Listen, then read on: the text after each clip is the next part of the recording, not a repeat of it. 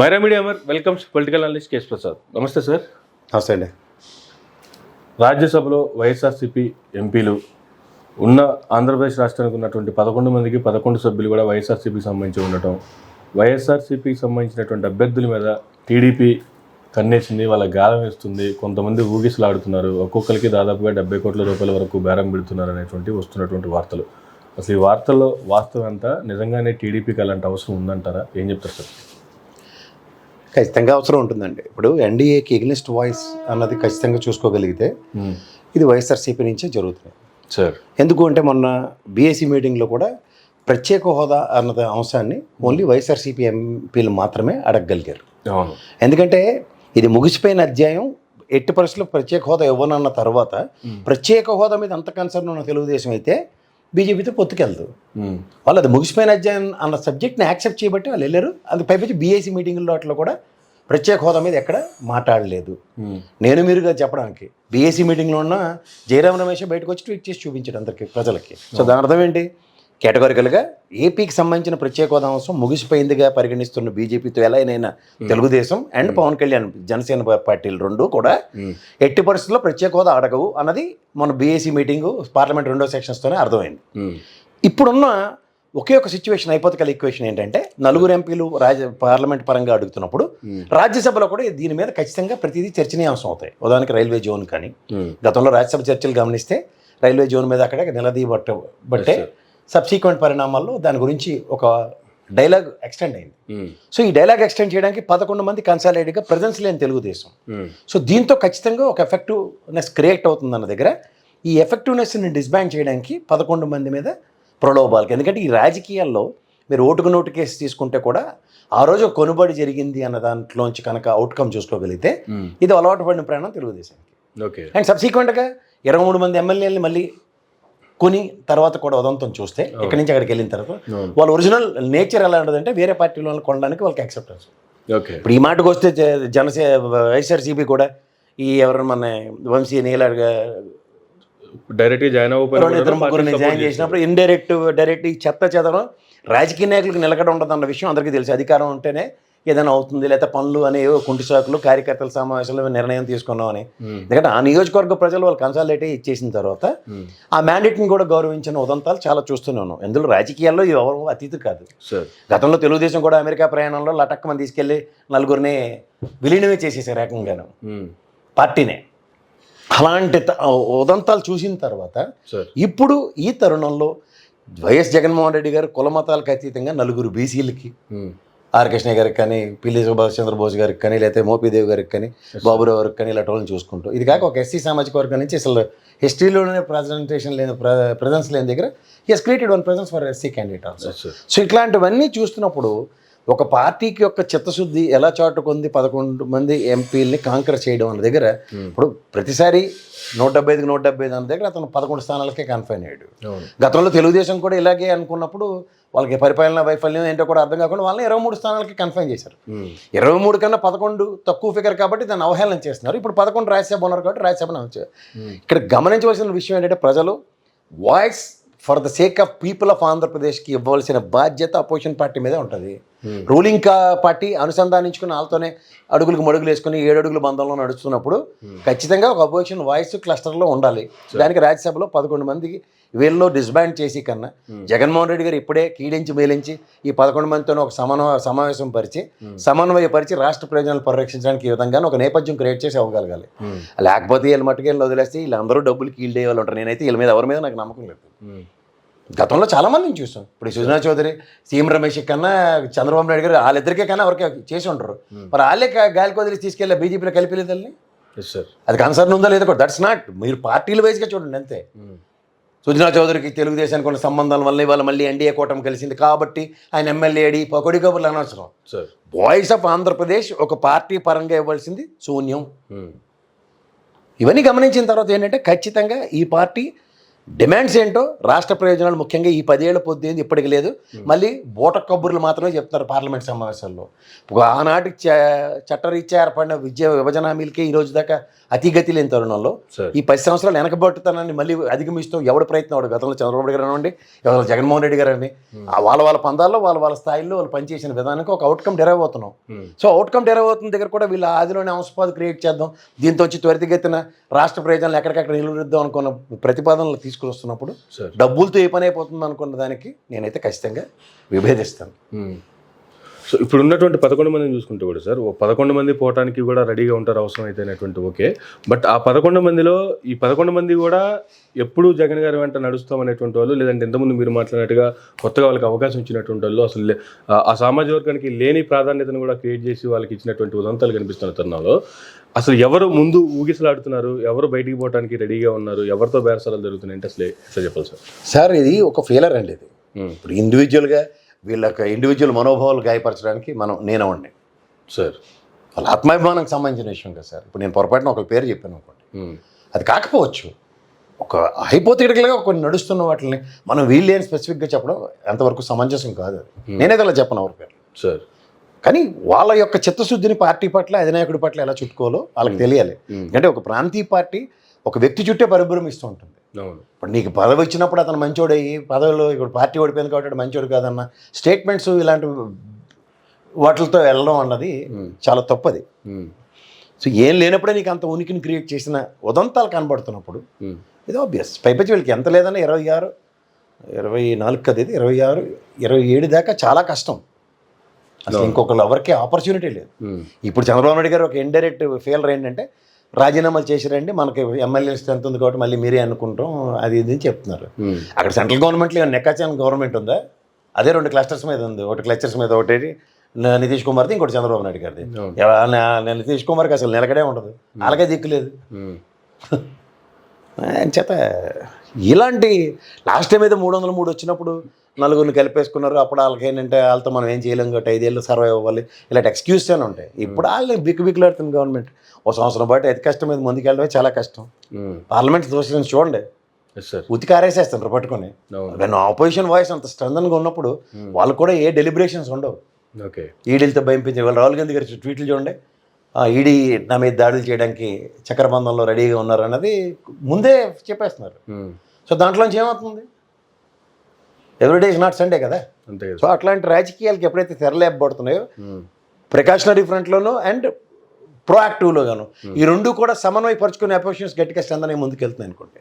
ఇవాళ ఎంత కాదన్నా మీకు మళ్ళీ చెప్తున్నాను sir, West Bengal, Orissa, north eastern states, Andhra Pradesh, Telangana, Karnataka and Tamil Nadu 150 పైచీలకే రాజ్యసభ ఎంపీలు, పార్లమెంట్ ఎంపీ స్థానాలు ఉన్నాయి సార్.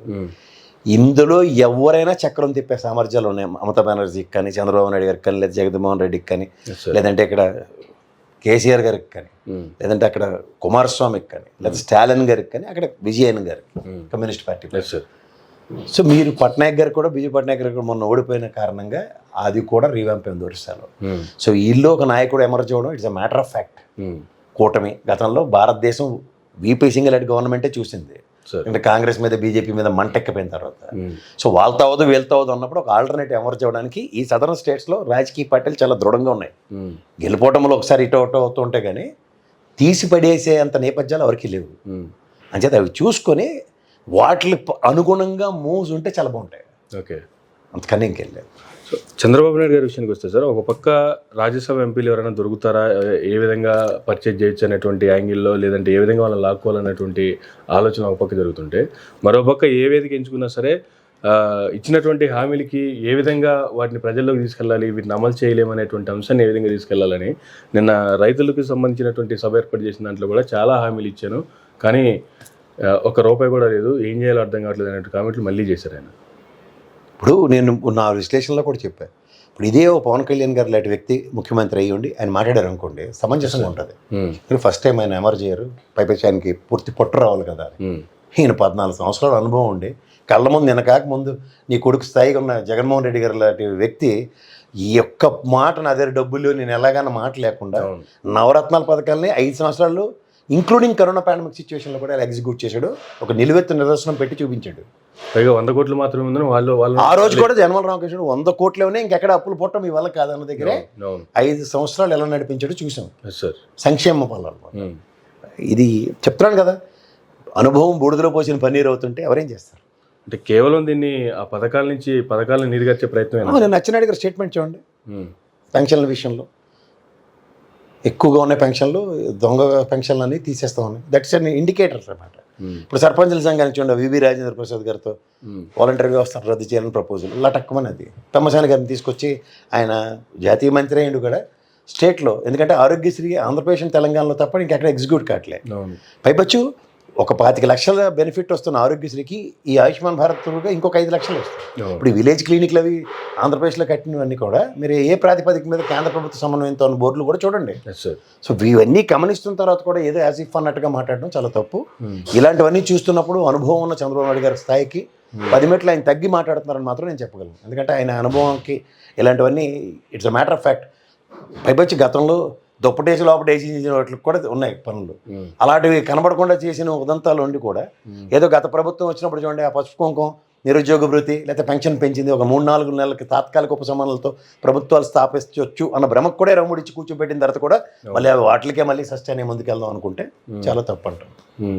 అంత చేసిన వాడికే 11 స్థానాలు ఇచ్చారు, 3 నెలలు చేసిన దానికి 23 ఇచ్చారు. ఇవన్నీ ప్రజల ముందు నిలువెత్తు నిదర్శనాలు ఎక్స్ప్లెనేటరీ మాడ్యూల్లో కనబడుతున్నప్పుడు యాడ్ నుంచి మాట్లాడుతున్నారు, ఏం చేస్తున్నారు? ప్రతిదీ క్యాలిక్యులేట్ అవుతుంది. ఓటర్కి ఒకే రోజు ఉంటుంది, వాడు సుప్రీమో ఆ రోజు వాడు ఏం చేయాలో చేసి చూపిస్తాడు, కర్రు కాల్చి వాత పెడతాడు. మా తెలంగాణ స్టైల్లో వాడు వాత పెడుతున్నాడు. గతంలో మీకు పెట్టాడు, ఈసారి జగన్మోహన్ రెడ్డి గారికి పెట్టాడు, భవిష్యత్తులో ఎవరికి పెడతారో ఆలోచించుకోకండి. ఇక్కడ ఈ 2 పార్టీలు చేసిన ఒక ఎడ్డిమాలో గొప్ప పని ఏంటంటే పవన్ కళ్యాణ్ గారు లాంటి వ్యక్తిని ఒక ఎమర్జ్ చేశారు. ఇవాళ ఆయన గతంలో చెప్పినట్టు కూడా కుమారస్వామి అన్న స్ట్రాటజీని మీరు గమనించగలిగితే ఇవాళ ఎమర్జీ కూర్చున్నాడు 21 స్థానాలతో. రేపు ఎంత కాదన్నా ఆయన ఒక పార్టీ కింద రేపు పొద్దున విభేదాలు వచ్చి బయటకు వచ్చినా లేదంటే ఒక పార్టీ గురించి చూసే ఉద్దేశం ఉన్నా ఇప్పటిదాకా వీళ్ళిద్దరికి ఇచ్చాం కాబట్టి ఇంకోళ్ళకి ఇవ్వచ్చేమో అని ఒక ఆల్టర్నేటివ్ కూడా ఎమర్జ్ చేసి కూర్చోబెట్టారు. ఆ బయలు ముజే మారని ఒక సామెత ఉంటుంది. దానికి ఈ 5 సంవత్సరాలు చేసిన పనికి పవన్ కళ్యాణ్ గారు రాబోయే రోజుల్లో ఏమవుతుందో ఊహించలేం. ఎందుకంటే కాపు ఉద్యమం, ఎందుకంటే నాయకత్వం పట్ల మీరు ఒకటి గమనించండి, ఇక్కడ బట్టి విక్రమార్క ఫోటో ప్రతి దగ్గర చంద్రబాబు జగన్ రేవంత్ రెడ్డి గారు ఆయన శంకలో పెట్టుకుని వెళ్ళంది, ఏ పని చేయట్లేదు. అక్కడ ఆ ఫ్రిక్షన్ ఖచ్చితంగా అట్రిబ్యూట్ అవుతుంది ఎంత కాదన్నా సరే. ఆ సామాజిక వర్గం స్ట్రెంత్ వాళ్ళ పవర్ వన్స్ ది స్టార్ట్ ఆగదు. ఇక్కడ మానబోడు రంగా గారి దగ్గర నుంచి చూస్తున్నాం, ఒక్కసారి ఛాన్స్ వస్తే ఎలా ఉంటుంది అన్న దగ్గర ఆ ఛాన్సులు కోల్పోయే దగ్గర మళ్ళీ ఉప ముఖ్యమంత్రులేనా అన్న ప్రశ్న ఉత్పన్నం అవుతున్నప్పుడు జరగబోయే పరిణామాలు వేరేగా ఉంటాయి.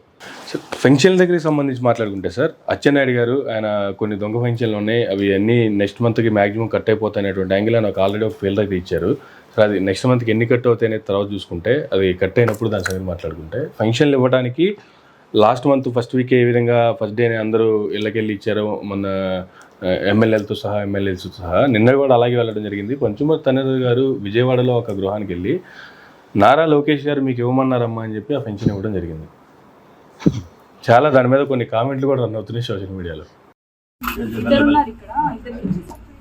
నారా లోకేష్ గారు పంపించారమ్మా మీకు ఇమ్మని, ఒక్కసారిగా 1000 పెన్షన్. ఇప్పుడు పార్టీ పట్ల విపరీతమైన చిత్తశుద్ధి ఉన్న వ్యక్తుల్లో అనురాధమ్మ ఒక ఆవిడ ఎంతసేపు ఏంటంటే తెలుగుదేశం పార్టీ ఆవిడకి ఇచ్చిన గౌరవాన్ని, ఆవిడకి ఇచ్చే స్థానాన్ని ప్రతిసారి ఆవిడ కృతజ్ఞతా భావంతోనే ఉంటుంది. ముఖ్యంగా ప్రాంతీయ పార్టీలు ఏంటంటే వ్యక్తి చుట్టే రాజకీయం నడుస్తుంటుంది. ఓ చంద్రబాబు నాయుడు గారు, లోకేష్ గారు అంటే ఇంక మరి ఎవరైనా సరే, కొంతమంది ఇక్కడ వైఎస్ఆర్సీపీలో కూడా ఒక జగన్మోహన్ రెడ్డి గారు అంటే నాగిని బ్యాచ్లు ఉంటారు. సో ఈ నాగిని బ్యాచ్లు ఏంటంటే ఇది లోకేష్ గారు ఇచ్చారు, ఇది 199 మంది ప్రజలు ఫ్రమ్ ద లాస్ట్ 2 ఎలక్షన్స్ నుంచి ఎవరు డబ్బులు ఎత్తున్నారా, ఏమైనా ప్రజల డబ్బులు మాకే అన్న ఉదంతాలు చాలా ఉన్నాయి. ఆయన చేత ఇది లోకేష్ గారు ఇచ్చారు, చంద్రబాబు నాయుడు గారు ఇచ్చారు, జగన్మోహన్ రెడ్డి గారు ఇచ్చారంటే నమ్ముతారు ప్రజలు అన్నది భ్రమ. వీళ్ళేంటంటే వాళ్ళ దీన్ని పెంచుకోవడానికి ఒక్కొక్కరు ఒక్కొక్క పందాన్ని ఎంచుకుంటారు. చాలా నాగిని బ్యాచ్లు ఉంటాయి, ఆ నాగిని బ్యాచ్లని మనం ఏం చేయలేము. సో ఫైనల్గా రాజ్యసభ సభ్యులు వెళ్ళే అవకాశం ఎంతవరకు ఉందంటే ఏం చెప్తారు సార్? సార్ రాజకీయాలు మనం ఎన్నో ఏళ్ళ బట్టి చూస్తున్నాం సార్. నిలకడగా ఉన్న వాళ్ళు అన్నది వేల మీద లెక్క పెట్టే ఉదంతాలు ఉన్నాయి. భూమా నాగిరెడ్డి గారు లాంటి వ్యక్తే ఈల్డ్ అయ్యాడంటేనే ఆశ్చర్యానికి గురి చేసే విషయాలు. నేను కాక మన సి రామచంద్రని చూశాను నేను, మా సూపర్ సీనియర్ అయినా. ఆయనకు వదిలేండి అన్ని మాట్లాడితే ఎలా ఉంటాయంటే హిట్ అంటే తెలుగుదేశం నుంచి ప్రజారాజ్యం గెలరు, సామాజిక వర్గ నేపథ్యం. మళ్ళీ వాళ్ళు జనసేన కూటమి గెలిచేసింది అనగానే మళ్ళీ సామాజిక వర్గం జ్ఞాపకం వచ్చింది, ఇటు వచ్చారు. ఇవన్నిటికీ ఒక నిలకడలేని రాజకీయాలు నడుస్తున్నప్పుడు సార్ మనం దానికి ఏం చేయలేము సార్. ప్రజలకి రీకాల్ సిస్టమ్ అన్నది ఎప్పుడైతే లేదో, ముఖ్యంగా అందులో ఎగువ సభలకు సంబంధించిన విషయాల్లో మన కంట్రోల్లో ఏముంటుంది, పార్టీ కంట్రోల్లోనే ఉంటాయి. ఇప్పుడు సస్పెండ్ చేయమని ప్రపోజల్ ఇస్తున్నారు పార్లమెంట్లో. గతంలో రఘురామకృష్ణరాజుది ఈ రాజ్యసభ సభ్యత్వాలు రద్దు చేయమని ఎవరెవరో ఎన్నో ఉదంతాలు ఉంటాయి వాళ్ళు మారినప్పుడు. దానికి రెస్పాండ్ అవ్వాల్సిన వైస్ ప్రెసిడెంట్ స్థాయి కలిగిన వ్యక్తులు, గౌరవ స్పీకర్లు, ఇలాంటి వాళ్ళు రెస్పాండ్ అవునప్పుడు మనం ఆఫ్టర్ ఆల్ నిమిత్త మాత్రం మనం ఏం చేయగలుగుతాం సార్. కానీ వీళ్ళతో ప్రత్యక్షంగా పరోక్షంగా రాజకీయ క్షేత్రంలో వీళ్ళకి అంత స్థాయిలు లేని వాళ్ళు వీళ్ళు